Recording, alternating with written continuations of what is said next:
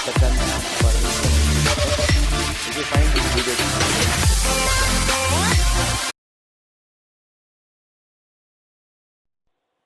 students, 100 years ago ended a war whose intensity and scale the world have never been seen before. The First World War was called as the deadliest war in the world and is also described as the war to end all wars. Just imagine more than 30 million military men, including 60 million European and 30 countries involved in this war. The war was held on the land, under the ocean, and even in the sky. First time in the war history, flamethrowers were used by the Germans. Flamethrowers is a fire jets of flame as far as 40 meters it could reach.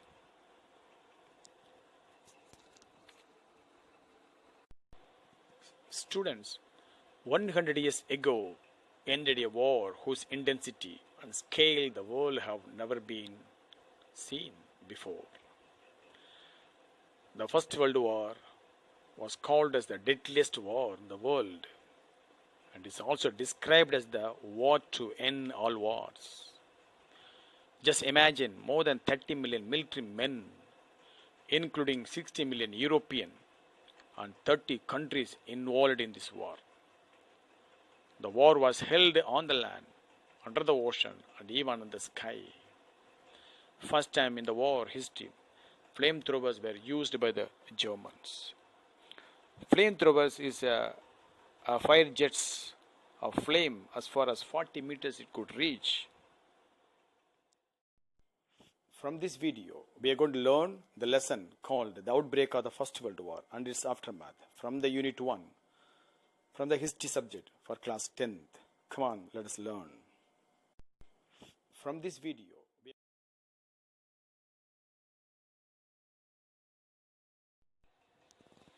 Outbreak of World War I and its Aftermath. In this lesson, we are going to learn the following as a learning objectives. Number 1. The race for colonies leading to rivalry and clashes among the powers of Europe. Number 2. Emergence of Japan as the strongest and most aggressive powers in East Asia. Number 3. Colonialism's impact on Africa. Number 4. Causes, course and result of the First World War. Number 5. Treaty of Versailles and its provisions. Number 6. Causes, course and outcome of the Russian Revolution. And the final one is foundation, functioning and failure of the League of Nations.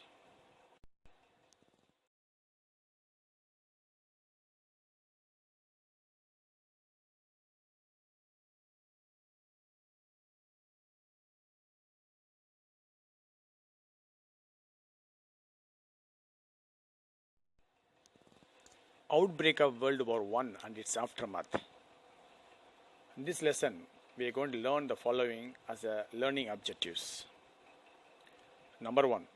The race for colonies leading to rivalry and clashes among the powers of Europe. Number 2. Emergence of Japan as the strongest and most aggressive powers in East Asia. Number 3. Colonialism's impact on Africa. Number 4. Causes, course and result of the First World War. Number 5. Treaty of Versailles and its provisions. Number 6. Causes, course and outcome of the Russian Revolution. And the final one is foundation, functioning. So before we get into the lesson, let us know the meaning of some of the terms. Imperialism. That means a system in which a country rules other countries, sometimes having used force to obtain power over them. Clear? That means what? One country has a lot of power or influence over other countries, especially in the matter of politics as well as on economic. Even there are so many imperialism, what's called political imperialism, economic imperialism, military imperialism, like that. Understand? So imperialism is nothing but a dominating country or a powerful country ruling over other smaller countries in all spheres, economically, politically, socially, even so many reasons. For the purpose of what? For selling their goods. Okay. Now let us see about the colonialism. It's a policy or practice of acquiring a full or partial control over by another country, occupying it with the settlers and exploiting its economy. Actually, an imperialist country, you know what's the meaning of imperialism? So the country is called a imperialist country, capturing over the small countries for the trading purpose as a marketers. First, the imperialist country send their people to settle in the colonial country, and they may be enter as a traders. Then they start exploiting its economy. Okay, so gradually they capture the full control of the country. Maybe the imperialist country, maybe sometimes they may force a political imperialism, sometimes economic imperialism, or even sometimes military imperialism. So, for example, India is one of the colonial country of the British. They Britishers are called as the imperialist people. They came to India as a traders. Then gradually they involved in the local affairs. Then they captured the countries by so many methods. Clear? Now we move to the capitalism. What is called capitalism? You know, capitalist. Who is called a capitalist? The owner of a company is called a capitalist. So the system is followed by such a people called capitalism. An economic and political system in which a country's trade and industry are controlled by private owners for profit. It is not controlled by the government or the state of the country. It is only controlled by the private owners for their own profit. So it is called a capitalism. So capitalism. Understand now? Now next we see Industrial Revolution. Industrial Revolution. It was a period of major industrialization and innovation that took place during the late 1700s and early 1800s. Clear? So in the 17th and end of the 17th century and the beginning of the 18th century, there was a major revolution took place in industry. This industrial revolution took place in the Great Britain first, and it spread throughout the world very quickly. So it is called the Industrial Revolution. Clear? So cottage to industries. Small scale manufactured items now become into the large scale manufactured items. Less quantity when produced under the cottage system, but whereas now the quantities are more produced by the machines. The year 1914 is called in the history as a turning point. Why it is so? Because from 1789 onwards, there was many changes took place around the world, especially in political and social process. So this type of political and social process reflected in the First World War, and that was the end of the political and social process.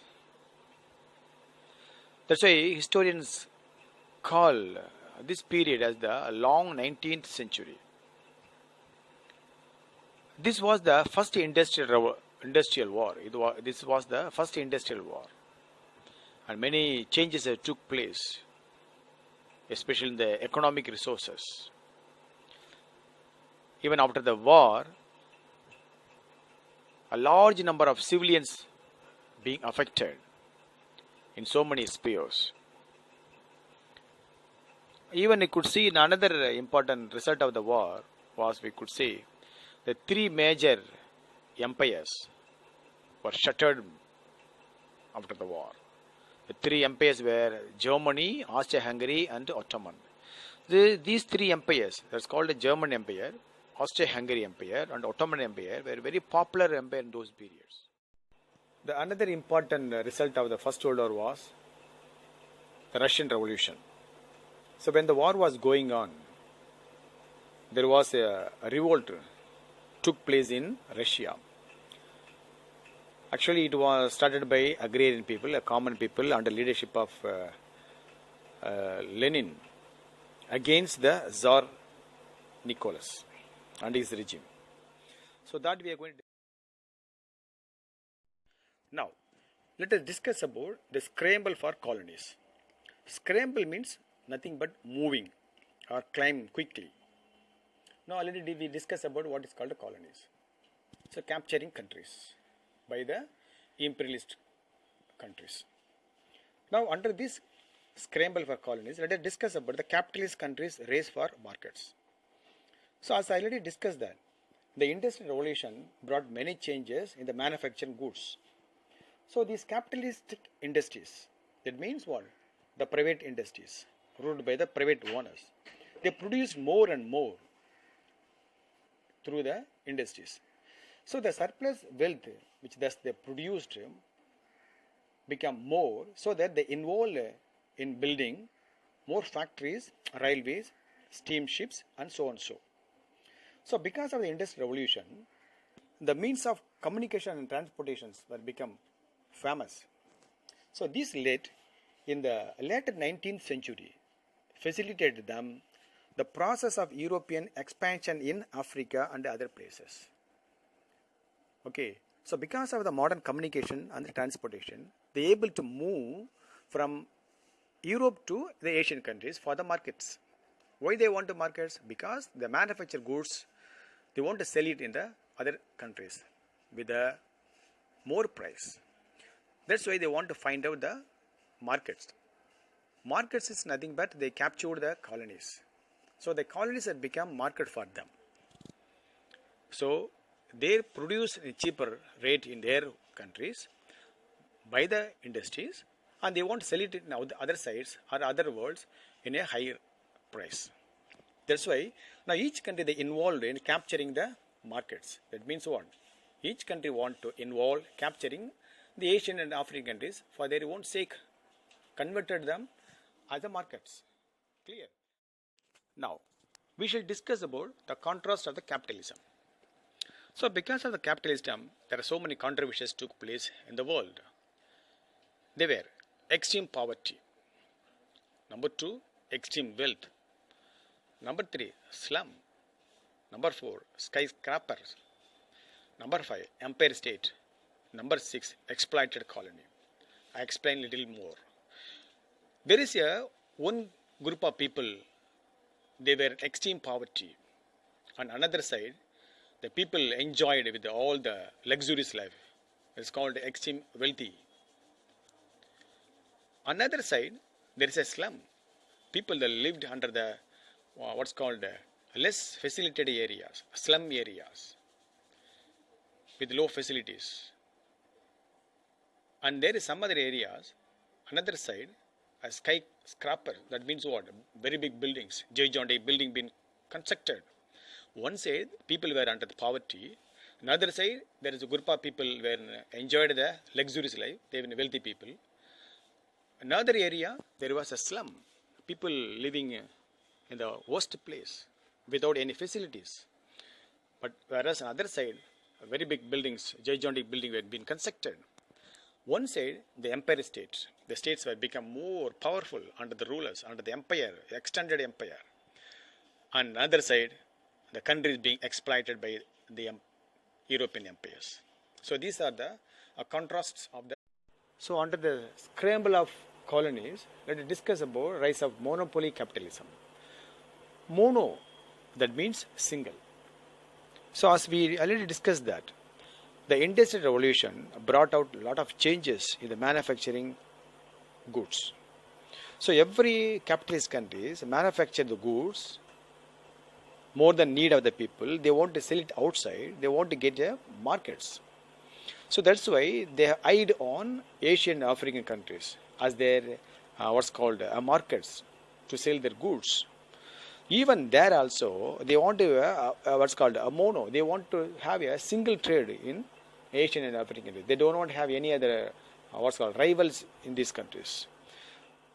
So there were trusts in USA, the cartels in Germany. What's mean by trusts? Actually, in USA, they introduced a system called a trust. It's an industrial organization engaged in the production or distribution of any commodity. The trust would possess adequate control over the supply and price of that commodity to its own advantage. So before the system was different, but now the system is entirely different. The USA based on trusts. So that means anything else is under the system of trust. And the term cartels refers to an association based upon a contractual agreement between enterprises in the same field of business. The objective was to exercise a monopolistic influence on the market. Clear? So that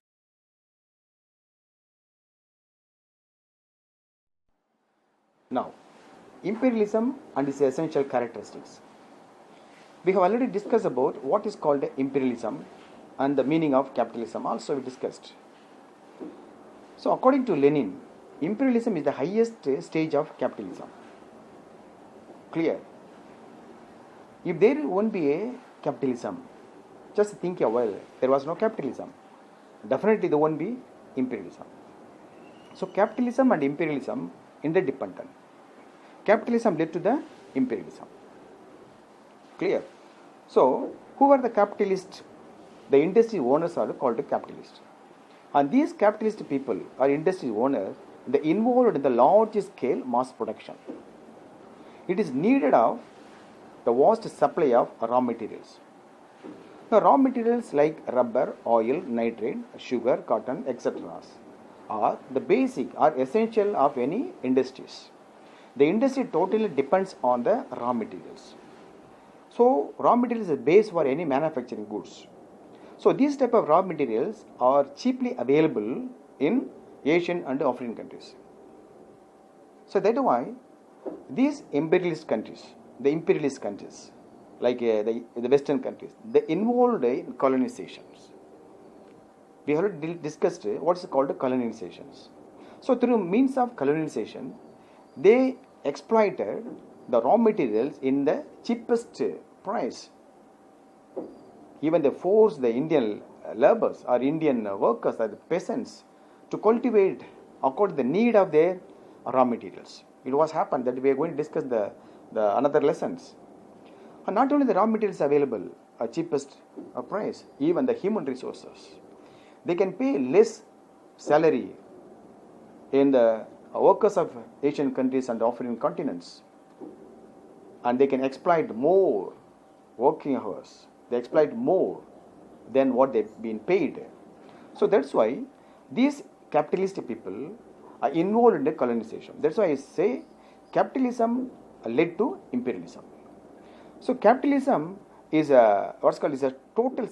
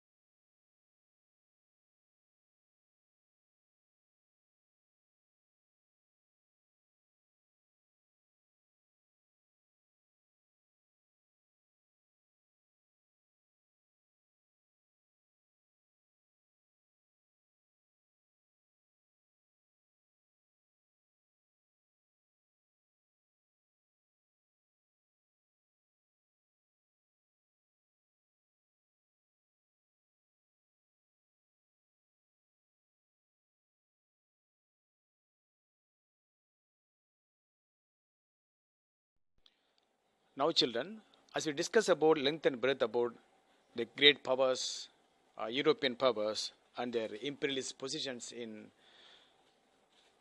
Africa and Asia, let us turn towards Asia, the rise of Japan. Between 1867 to 1912, Japan was ruled by a Meiji government. It was called a Meiji era because it was a long run of administration. Clear? Though Japan followed a feudal system. Feudal system means as like a agrarian, what's called agrarian culture, agrarian economy. The economy based on agriculture. It's called agrarian economy. But though Japan followed a feudal system, but still they imitating the Western nations, the Western education and Western machinery systems, all those being imitated by Japan. Japan emerged as an advanced industrialist power. It has a very powerful navy, army, and with the modern system. That's why it's become emerged as a advanced industrialist power. That's why it is also followed imperialistic aggressions policies like European countries. So in 1894, Japan forced a war on China. So the Sino-Japanese War took place in 1894 to 95. In this war, China was defeated by Japan. It was surprised to the world. So now not only that, even Japan started annexing Liaotang Peninsula with Port Arthur. By the time there were three major powerful countries were called as Russia, Germany and France. They warning Japan not to do that. But Japan neglected the warning or instruction of these three powers called Russia, Germany and France. By neglecting this demand or what's called instruction or warning of these three powers, Japan annexed Liaotang Peninsula with Port Arthur. That's why now Russia want to pay attention on Japan. They want to take an advantage. That's why it started sending a large army to Manchuria. That's why now Japan entered an alliance with England in the year 1902, asking England to instruct Russia to withdraw the troops from Manchuria. Clear? So now Russia underestimated about Japan and its policy. It was neglected. So in 1904, Russia-Japanese war took place. Russia was defeated. It's another surprise to the world. So at the end of this Russia-Japanese war and the Sino-Japanese war, Japan became a powerful nation in that spheres and the arena. So after this war, Japan entered the charmed circle of the great powers. Like that, Japan emerged as the greatest power in the Asian countries. A strong armed diplomacy of Japan. So far we discussed about how did Japan emerge as the imperialist power, the style of European countries. So Japan conquered over China and defeated China in the China-Japanese war, and also in Russian-Japanese war, Japan defeated Russia. So all those things gave a strong power to Japan. So after 1905, Japan took control over Korean domestic and as well as the foreign policy. So Japan started controlling over Korean domestic and the foreign policy after 1905. What is the meaning of domestic policy? Domestic means internal affairs. There are two types of what's called policy a country should have. Definitely it will have. That's called domestic policy as well as the foreign policy. Domestic policy means the what's called affairs or systems or administration inside the country. Foreign policy outside the country. So Japan started controlling Korea in domestic as well as the foreign policy of its. Clear. So in 1910, Japan annexed Korea. 1905, it started controlling. But 1910, after 5 years, Japan captured Korea. By 1912, the Manchu dynasty downfall started. So after the downfall of the Manchu dynasty, and it gave an opportunity to Japan to further expansion. So by seeing all this power and its prestigious and growth, now Japan demanding Germany to transfer the rights in Shantung. Already Germany had rights in Shantung. Now Japan demanding Germany. Clear? Then not only that, even Japan demanding Germany to recognize Japan to hold over Manchuria. Already Manchuria was captured by whom? Japan. Clear? In the war against Sino-Japanese war, as we discussed in the 1894 to 95, right? So now Japan demanding Germany. Already Japan demanding Germany to transfer the rights in Shantung. Now demanding to recognize Japan to hold over the Manchuria. Already Japan holding over the Manchuria. And now, you should understand now. Now, Germany being demanded by Japan and asking Germany to recognize its control over Manchuria. So like this, the strong armed diplomacy arose the hostility between China as well as the European powers. Now, under the rivalry of great powers, let us discuss about colonization and its fallout. Barely in 1876, 10% of Africa was under the European rule. So European countries captured only 10% of the land in the year of 1876. But see, in 1900, see the gap. So within 1900, almost all the Africa was colonized by the Europeans. The Britain and Belgium had divided the continent between them. Mostly the Britain and Belgium had divided the continent among themselves. A few areas were left out that was given to Germany and Italy. Clear? So in the beginning, by 1876, only 10% of the land was conquered by the Europeans. But after that, towards 1900, most of the Africa was colonized by European countries. Mostly the Britain and Belgium, they captured the countries, the African countries, okay, and they themselves divided. Then few places were given to Germany and Italy. Now Britain, France, Russia and Germany, they established spheres of influences. What is called spheres of influence? So while they themselves have a discussion and conclusion or agreement to divide the Africa into so many parts. That's what's called spheres of influence.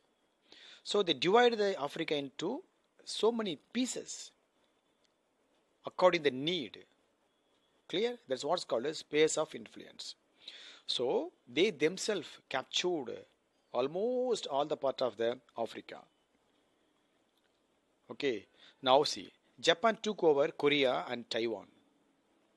France conquered Indochina later.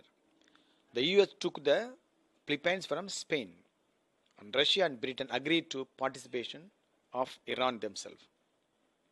See, like that, these European countries, they themselves decided and conquered almost all the African countries, the Asian countries too.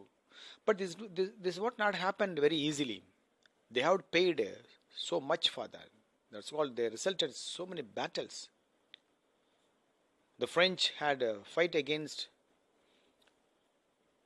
Africa to capture Algeria and Senegal. The British lost their power at the place called Zulus in 1879 and Sudanese army in 1884. The Italian army suffered a defeat to an Ethiopian army at Dodoma in 1896. Like that, they had so many challenges. They not just got it everything. Even Africa had a long fight with these European powers, but there was no result. At last, the whole Africa became a prey to the European countries.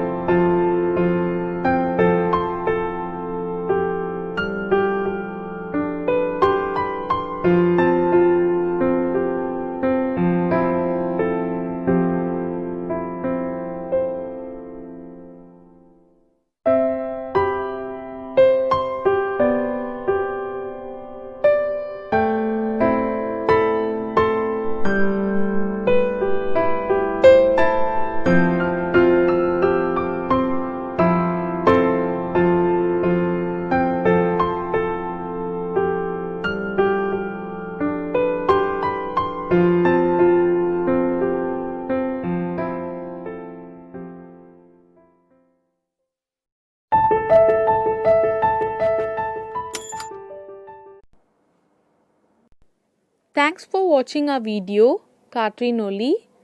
If you find our video useful, please subscribe to our channel and click the bell icon for instant notifications.